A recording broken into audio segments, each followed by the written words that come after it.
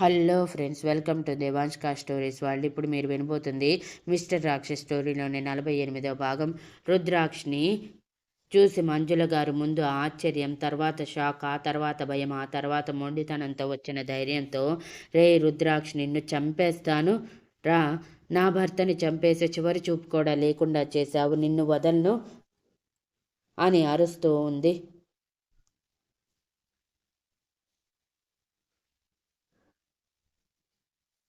మంజుల గారి పరిస్థితి చూసి దక్ష ఆశ్చర్యంగా నోటి మీద వేలేసుకుంది. తను చూసినప్పుడు మంజుల గారు దిట్టంగా కడుపు నిండా నచ్చినవన్నీ తింటూ ఆరోగ్యంగా ఉన్నారు. కానీ ఇక్కడ సరైన తిండి లేక పెదాలు ఎండిపోయి శరీరం బక్క చిక్కిపోయి ఎముకలు కనిపిస్తూ ఉంటే కళ్ళు పెద్దవి చేసింది. ఇంతలో సమీక్ష డోర్ వెనుక నుంచి బయటికి వచ్చి రుద్రాక్ష దక్షని కోపంగా చూసింది. రుద్రాక్ష దక్షని డైరెక్ట్గా సమీక్ష ఎదురుగా నిలబెట్టి, మన బిడ్డ చనిపోవటానికి కారణం ఇదే అని చెప్పగానే దక్ష నమ్మలేక, నిజమా అని అడిగింది. అప్పటికే దక్షని చూసి ఆవేశంతో ఊగిపోతున్న సమీక్ష కొత్తగా తన మెడలో చేరిన పసుపు తాడు, పాపిట కుంకుమ అందంగా మెరుస్తూ రుద్రాక్ష భార్యని నేను అని గర్వంగా చూపిస్తూ ఉంటే విచక్షణ మర్చిపోయి నీరసంతో పైకి లేచి నిలబడి తన చెంప మీద కొట్టబోయింది. ఆ చేయి తన చెంపని తాకేలోపే మధ్యలో అడ్డుకున్న దక్ష సమీక్ష చేతిని వెనక్కి విరిచి ఎదురుగా దగ్గరగా వచ్చిన సమీక్ష రెండు చెంపలు వాయించేస్తూ, నా బేబీని చంపేశావా నువ్వు అని అరుస్తూ హిస్టారిక్గా బిహేవ్ చేస్తూ ఇష్టం వచ్చినట్టు కొడుతూ ఉంటే మంజుల గారు భయపడి ఒక అడుగు వెనక్కి వేశారు. రుద్రాక్ష మాత్రం సంతోషంగా తన బేబీ చనిపోయినప్పుడు తను దక్ష ఎంత బాధ అనుభవించామో అంతకు రెట్టింపు బాధ సమీక్ష వాళ్ళు అనుభవించిన దక్ష చేతుల్లో శిక్ష పడలేదన్న ఒకే ఒక్క కారణంతో ఇంత దూరం తీసుకువచ్చాడు. ఇప్పుడు అది కూడా పూర్తవుతూ ఉంటే తన మనసు కొంతలో కొంత శాంతించింది. శ్రీధ కూడా తన కోపాన్ని తీర్చుకుంటే పూర్తిగా శాంతిస్తుంది. కానీ శ్రీధ అలాంటి వాటికి దూరం కావటంతో వద్దని అనుకున్నాడు. దక్ష కొట్టి అలసిపోయి రుద్రాక్ష వైపు ఏడుస్తూ చూస్తూ, మన బిడ్డని చంపిన దీన్ని ఇంకా ఎందుకు ప్రాణాలతో ఉంచావు రాక్షస్? ఇది నా కళ్ళెదురుగా ఉంటే నేను మనశ్శాంతిగా ఉండలేను, చంపేస్తావా లేదా అని అరిచింది.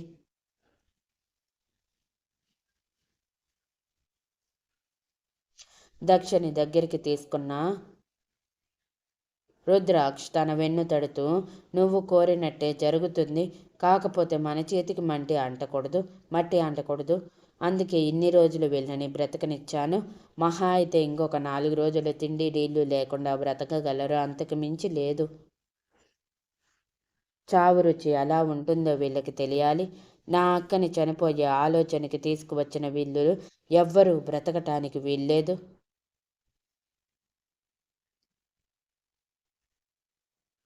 అప్పుడప్పుడే కడుపులో ఊపిరి పోసుకుంటున్న మన బేబీ ప్రాణం తీసిన వీళ్ళకి బ్రతికే హక్కు లేదు అని ఆవేశంగా అంటూ సమీక్ష ఏడుస్తూ ఉంటే కొంచెం కూడా పట్టించుకోకుండా దక్షని కొంచెం పక్కకి జరిపి, మా పెళ్ళి చూశారు కదా, నా అక్కని చూశారు కదా, తను బ్రతికే ఉంది.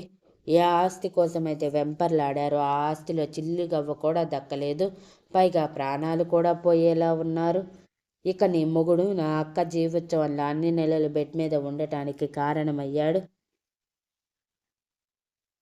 వాడు పోయి బ్రతికిపోయాడు, కానీ లేదంటే వాడిని కూడా జీవోత్సవాన్ని చేసి చుట్టూ చూసుకోవటానికి ఎవరూ లేకపోతే ఎంత దయనీయంగా ఉంటుందో పరిస్థితి చూపించేవాడిని అని పళ్ళు బిగించి ఆవేశంగా అనగానే సమీక్ష, మంజుల గారు ఇద్దరూ భయపడ్డారు. వాళ్ళ భయం గమనించిన రుద్రాక్షు ఈవిల్ స్మైల్తో, ఆ మాత్రం భయపడాలి నేనంటే, లేదంటే లెక్క లేకుండా పోతుంది అంటూ దక్షని పక్కకు జరిపి మంజుల గారి ఎదురుగా నిలబడి, నువ్వు ఆడపిల్లవే కదా, నీ కూతురు లాంటిదే కదా నా భార్య, అక్క కూతురు, ఇద్దరికి అంత అన్యాయం ఎలా చేయగలిగావు?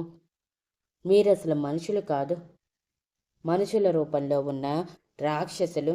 ఇన్ని రోజులు మిమ్మల్ని ఎందుకు బ్రతికించానని ఒక్కోసారి నాకు నేనే ఆశ్చర్యపోతుంటాను తెలుసా. కానీ నా డెవిల్ బిడ్డని కోల్పోయి హాస్పిటల్ బెడ్ మీద ఏడుస్తూ మతిస్థిమితం కోల్పోయే పరిస్థితికి ఎలా వచ్చిందో,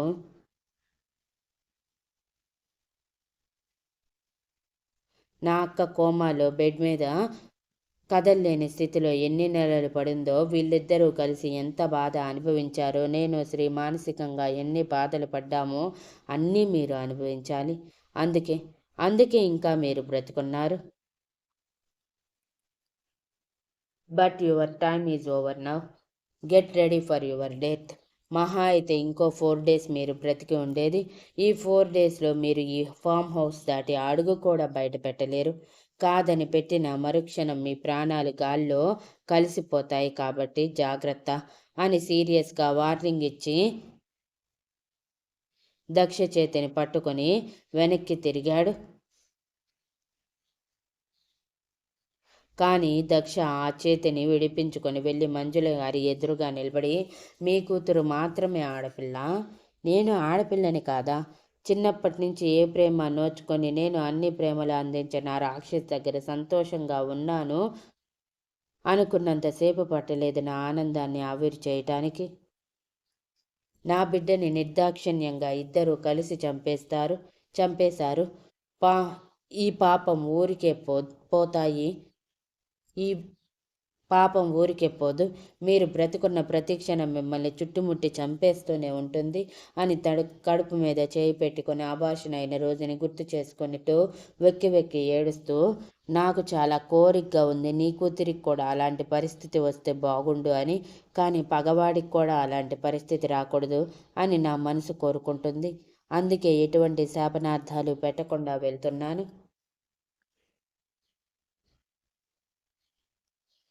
కానీ ఒకటి, మీరు చేసిన ప్రతి తప్పుకి ఖచ్చితంగా శిక్ష అనుభవిస్తారు. అది బ్రతికుండగానే అనుభవిస్తారు అని ఆవేశంగా చెప్పి వాళ్ళకి వేలు చూపించి బయటికి వెళ్ళిపోతుంది దక్ష. వెళ్ళిపోయాక రుద్రాక్ష వాళ్ళ వైపు కన్నింగ్ స్మైల్తో చూస్తూ బయటికి వెళ్ళి డోర్ లాక్ చేసి, ఇంకొక 2 days వాళ్ళకి పచ్చి మంచినీళ్ళు కూడా ఇవ్వద్దు. 3rd day మాత్రం నేను చెప్పిన రైస్ పెట్టండి అని చెప్పి కారులో కూర్చున్నాక దక్ష ఏడుస్తూ ఉంటే తనని దగ్గరికి తీసుకొని, జరిగిపోయిన వాటిని తలుచుకోకు డెవిల్. అంటే నేను చేసిన తప్పుకి నాకు తగిన శాస్తి జరిగిద్ది రాక్షస్. లేకపోతే మన బేబీ వీళ్ళ దౌర్జన్యానికి చనిపోవటం ఏంటి? నేను వదిన విషయంలో చేసిన తప్పు నాకు తిరిగి తగిలింది అని తనలో తానే ఏడుస్తూ కుమిలి పోతూ ఉంటే రుద్రాక్ష తనని దగ్గరికి తీసుకొని, నువ్వు అలా అంటే మరి నేనేమనుకోవాలి? ఎవరికి ఏ అపకారం చేయని నేను ఒక్కసారిగా జీవితాన్ని కోల్పోయినట్టు అయిపోయాను. నా అక్కని కోల్పోయి జీవోత్సవంలా మిగిలాను అని అనుకుంటే మన బిడ్డతో నా ప్రాణం పోయిందనుకున్నాను తెలుసా. కానీ నా అక్క తిరిగి వచ్చింది. నా ప్రేమ నా దగ్గర ఉంది. ఇంతకంటే ఇప్పుడు నాకేం కావాలి చెప్పు అంటూ తనని ఓదారుస్తూ ఏడుపు ఆపేలా చేశాక, సరదాగా లాంగ్ డ్రైవ్కి వెళ్దాం పద అని కార్ స్టార్ట్ చేయగానే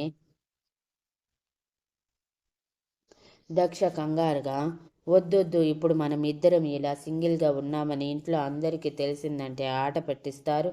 నా వల్ల కాదు రాక్షస్, ఇంటికి వెళ్దాం పద. వదినకు కూడా జస్ట్ చెప్పటం మాత్రమే చెప్పి వచ్చాను. కనీసం వదిన చెప్పేది కూడా వినలేదు అని చెప్పటంతో, అన్రొమాంటిక్ ఫెలో అని కొనుక్కుంటూ ఇంటివైపు కారు తిప్పాడు రుద్రాక్ష్.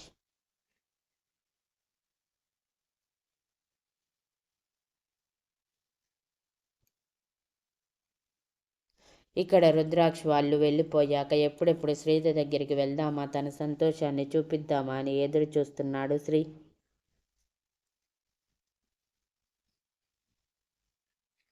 అందులో భాగంగానే శ్రీధ బాల్కనీలో నిలబడి గార్డెన్లోకి చూస్తూ ఉండటం, తన పక్క బాల్కనీలో నిలబడి చూశాడు శ్రీ. కానీ తను ఎంత సైకిల్ చేసినా శ్రీధ చూడకపోవటంతో, దీనికి చెవుడు కూడా వచ్చినట్టుంది, అసలు నా వైపు కూడా చూడట్లేదు అని విసుగ్గా అనుకుంటూ శ్రీధని పిలవాలి అనుకునేలోపు శ్రీధ లోపలికి వెళ్ళటం చూసి,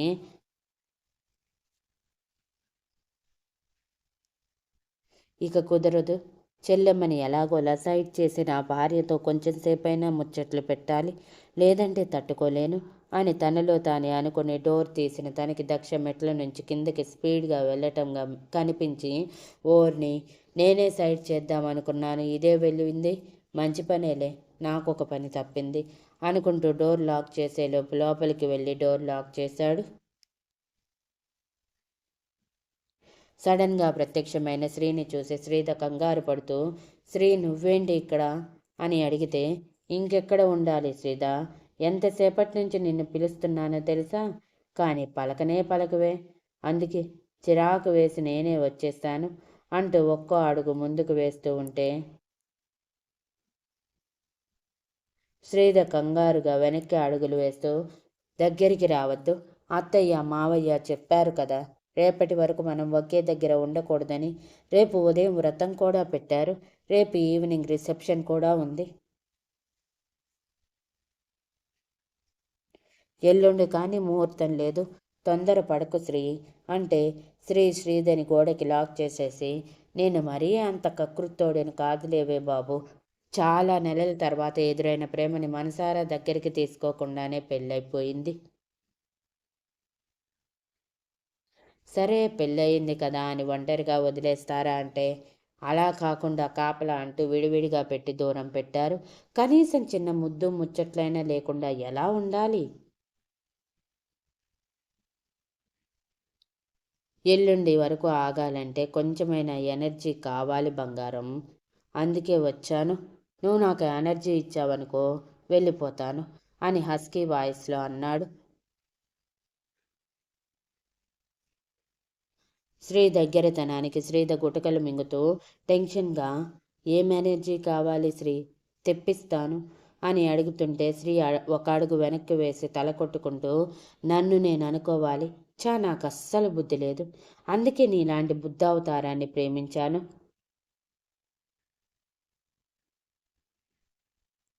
ప్రేమించినప్పటి నుంచి ఇప్పటి వరకు చిన్న చిక్కిస్ తప్ప ఏదైనా ఇచ్చావానే నువ్వు అని విసుగ్గా అరుస్తూ ఉంటే శ్రీధ బాధగా కన్నీళ్లతో, ఐఎమ్ సారీ శ్రీ అని అంది.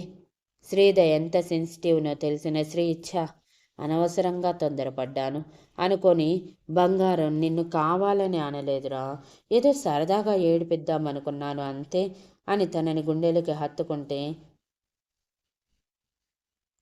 నువ్వు అడిగితే నేను ఇవ్వను అన్నానా శ్రీ, నువ్వేమో స్ట్రైట్గా ఏదే అడగవు, నాకు అర్థం కాదు, అది నా తప్ప, నిజంగా నిన్ను చాలా ఇబ్బంది పెడుతున్నాను కదా శ్రీ, అప్పుడు ఇప్పుడు నేను నా స్వార్థమే చూసుకున్నాను అని బాధపడింది.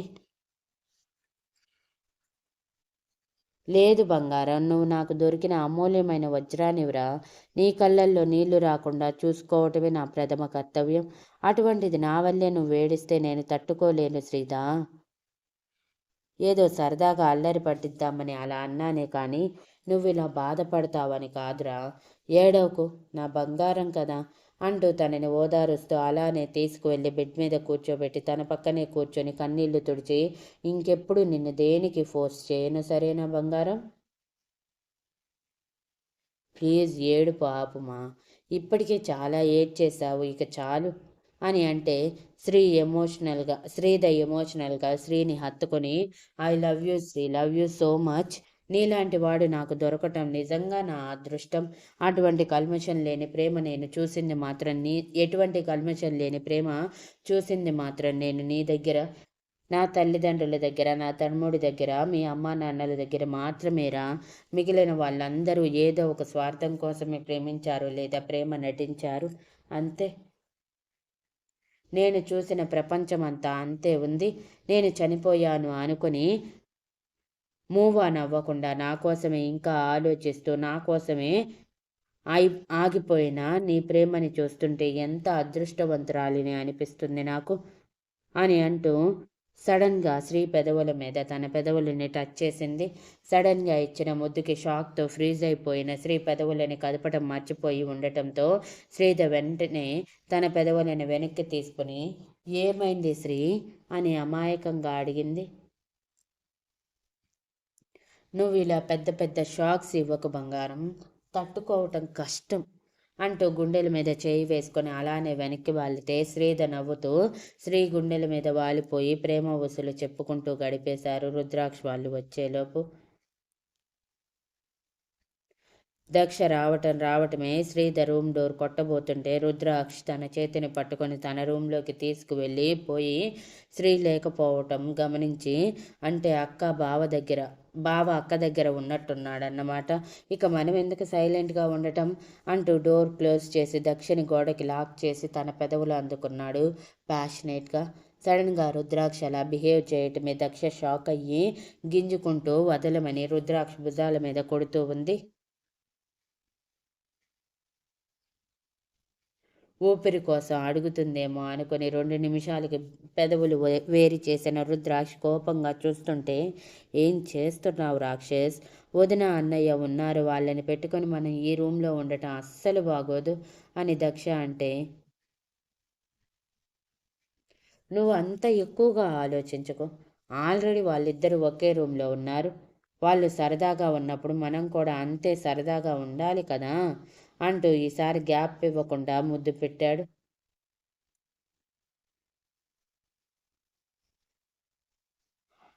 రుద్రాక్ష్ ముద్దుకి పెదవి చెట్లటంతో పాటు బ్లడ్ కూడా రావటంతో మంట నొప్పి వచ్చి రుద్రాక్ష్ భుజాల్లో గోరు దింపి దూరం జరిగేలా చేసి మంట అంటూ పెదవుల మీద వేలు పెట్టుకొని చూసి రక్తం కనిపించటమే కొరికేశావు రాక్షస్. నిజంగానే రాక్షసుడిలా బిహేవ్ చేయకు, నీ దూకుడు కొంచెం తగ్గించు అని అందో లేదో రుద్రాక్ష్ దక్షని ఎత్తుకొని బెడ్ మీద విసిరేసి తను బౌన్స్ అయ్యి బెడ్ మీద పడటమే తన మీదకి చేరిపోయి ఏంటే దూకుడు అంటున్నావు? నీకున్నంత దూకుడు నాకు లేదు. ఆ విషయం నీకు తెలుసు, నాకు తెలుసు. కాదంటే పాత జ్ఞాపకాలని గుర్తు చేయమంటావా అని అల్లరిగా అనటంతో దక్ష సిగ్గుతో మొహం తిప్పేసి అది గుర్తు చేయకు రాక్షస్, అప్పుడేదో తొందరపాట్లో అలా అయిపోయింది అని అంది. అదే ఆ తొందరపాటు నాకు బాగా నచ్చింది డెవిల్ అంటూ తన బుగ్గల మీద ముద్దుల వర్షం కురిపిస్తూ కిందకి దిగి గడ్డాన్ని కొడికి మెడవంపుల్లో నాలుకని చేర్చి నాట్యం చేయిస్తూ ఉంటే దక్ష కష్టంగా రుద్రాక్షి వదిలించుకోవటానికి ట్రై చేస్తూనే మోన్స్ చేస్తూ ఉంది. ఆ మోన్స్కి రుద్రాక్ష అవుట్ ఆఫ్ కంట్రోల్ అవుతూ దక్ష భుజం దగ్గర జాకెట్ పక్కకి తొలగించేలోపు దక్ష కంగారుగా రుద్రాక్ష చెంప మీద కొట్టి 2 రోజులు ఆగు రాక్షస్, పీస్ఫుల్గా నీ భార్యగా నీ సొంతం అవుతాను, తొందరపడకు, నా బంగారం కదా అని కోపంగా చూస్తున్న రుద్రాక్ష గడ్డం పట్టుకొని బ్రతిమలాడింది. పోవే, నీకు అసలు నా మీద ప్రేమ పూర్తిగా తగ్గిపోయింది, అందుకే దూరం తోస్తున్నావు అంటూ దక్షని వదిలేసిన రుద్రాక్ష్ తన పక్కన పడుకోగానే రుద్రాక్ష్ గుండెల మీద చేరిన దక్ష అది కాదు రాక్షస్, మనం తొందరపడితే ఆల్రెడీ అన్నయ్యకి మన విషయం తెలుసు, నువ్వు కూడా అర్థం చేసుకోవాలి కదా బంగారం. నా బంగారం కదా నా రాక్షస్, నేను చెప్పింది వింటాడు కదా అని గుండెల మీద ముద్దు పెట్టగానే అంటూ దక్ష చుట్టూ చేతులు వేశాడు. అమ్మయ్య కూలయ్యాడు అనుకున్న దక్ష మాటలు మొదలుపెట్టి రుద్రాక్షని ఎలా ప్రేమించింది, ఎంతలా ప్రేమించింది అనేది చెప్తూ ఉంటే రుద్రాక్ష వింటూ నేను నిద్రపోయాడు. Thank you for listening and please like, share, comment and subscribe.